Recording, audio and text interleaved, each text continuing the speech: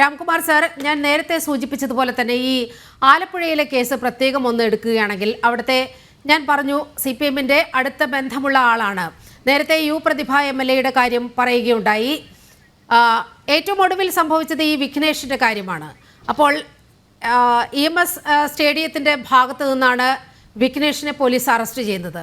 പക്ഷേ അയാൾ സഞ്ചരിച്ച വാഹനത്തിലൊരു പരിശോധന നടക്കുന്നില്ല, വീട്ടിലൊരു പരിശോധന നടക്കുന്നില്ല, ഒരു ഗസറ്റഡ് ഓഫീസറുടെ സാന്നിധ്യം ഉണ്ടാകണം എന്ന് പറയുന്ന ഒരു സ്ഥലങ്ങളിലും ഒരു പരിശോധനയും നടക്കുന്നില്ല. സ്റ്റേഷൻ ജാമ്യത്തിൽ വിട്ടയക്കുകയാണ്. അതായത് വിഘ്നേഷ് എന്ന വ്യക്തിക്ക് MDMA നൽകിയത് ആരാണ്, ഈ വിഘ്നേഷ് ആർക്കൊക്കെ ഇതൊക്കെ കൈമാറുന്നുണ്ട് എന്ന തരത്തിലുള്ള ഒരു പരിശോധനയും അവിടെ നടക്കുന്നില്ല. കൃത്യമായ CPM-ന്റെ സ്വാധീന ഫലമായി അയാളെ സ്റ്റേഷൻ ജാമ്യത്തിൽ വിട്ടു. ഇനി ആ കേസ് എന്താകുമെന്ന് നമുക്ക് കണ്ടറിയേണ്ടതുണ്ട്. ഇങ്ങനെയാണ് പല കേസുകളിലും, അറിയപ്പെടാത്ത പല കേസുകളിലും. അപ്പോൾ ഇവരുടെ ആത്മാർത്ഥത, കൃത്യമായ നിയമാവലികൾ ഈ ഇത്തരത്തിൽ ലഹരി പിടിക്കുന്നവരിൽ അവർക്കെതിരെ കൈക്കൊള്ളേണ്ട ചില നടപടികളൊക്കെ ഉണ്ടല്ലോ, നിയമ നടപടികളുണ്ട്. അതൊക്കെ ഇവിടെ പൂർത്തീകരിക്കപ്പെടുന്നുണ്ടോ?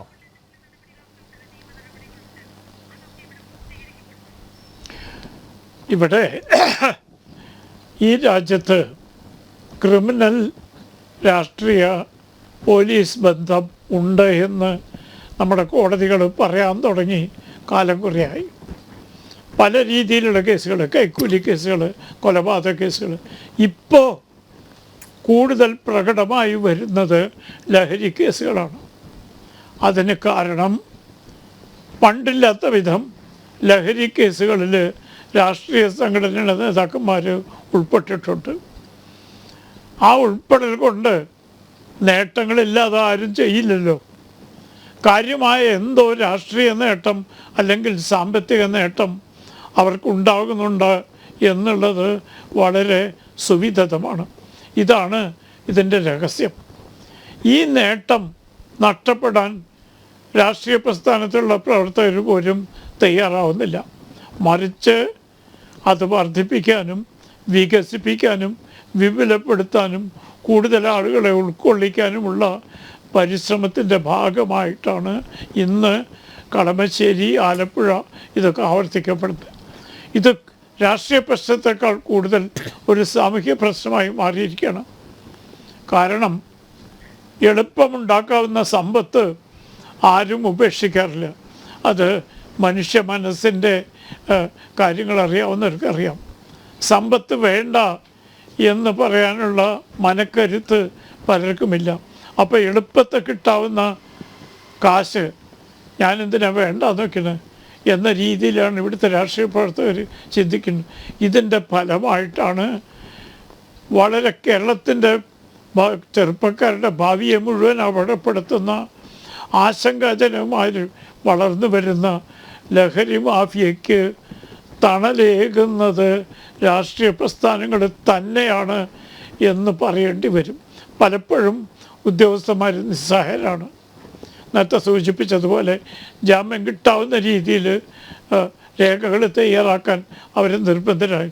ഇതാദ്യം നിർത്തണം. ഇന്നിപ്പോൾ മുഖ്യമന്ത്രി പലതവണ ആവർത്തിച്ച് പറഞ്ഞത് മുഖം നോക്കാതെ, രാഷ്ട്രീയം നോക്കാതെ പ്രവർത്തിക്കണം എന്നാണ്.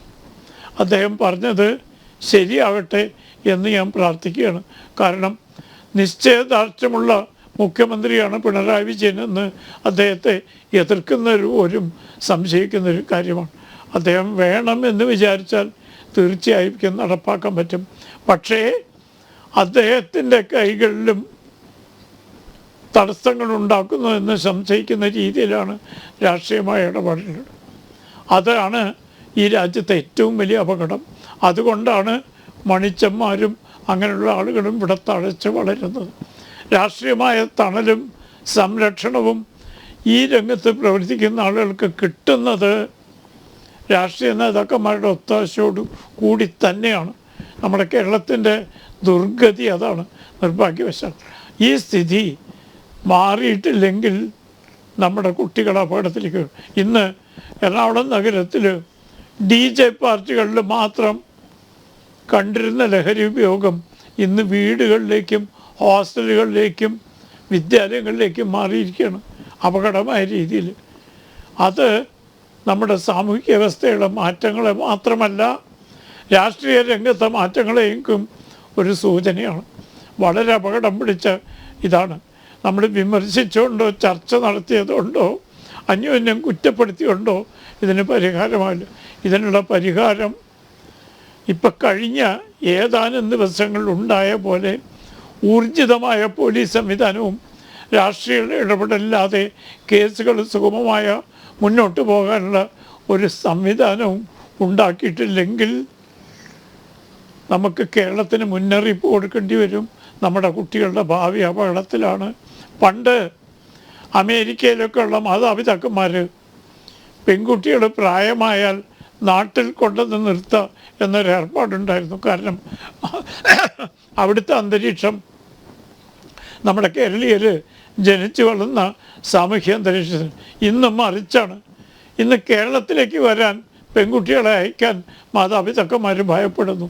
കാരണം ഓരോ ദിവസവും കൊലപാതകങ്ങൾ, അമ്മയെ ലഹരിക്കടിമയായ അമ്മയെ മകൻ വെട്ടിക്കൊല്ലാം, പണം കിട്ടാത്തതുകൊണ്ട് കുടുംബത്തെ മുഴുവൻ നശിപ്പിക്കാം. ഇത്തരം ഭീകരമായ കൊലപാതകങ്ങളും സംഭവങ്ങളും ക്രിമിനൽ കുറ്റങ്ങളും നിത്യ സംഭവമായിക്കൊണ്ടിരുന്ന കേരളത്തിൽ ജീവിക്കാൻ ആളുകൾ ഭയപ്പെടുകയാണ്. വിദേശത്തുള്ള ആളുകളിന്ന് കേരളത്തിലേക്ക് വരാൻ മടിച്ചുകൊണ്ടിരിക്കുകയാണ്. ഇത് ജനം ടി വി പോലെ ചർച്ച ചെയ്ത പോലെ ഇതൊരു സാമൂഹിക പ്രശ്നമായി കൂടി കണ്ട് ഇതുമായി ബന്ധപ്പെട്ട എല്ലാവരും സഹകരിച്ചിട്ടില്ലെങ്കിൽ നമ്മുടെ സംസ്ഥാനം വലിയ ആപത്തിലേക്കാണ് ചെന്ന് ചേടുന്നതെന്ന് ഒരിക്കൽ കൂടി പറയേണ്ടിയിരിക്കുന്നു. Okay sir.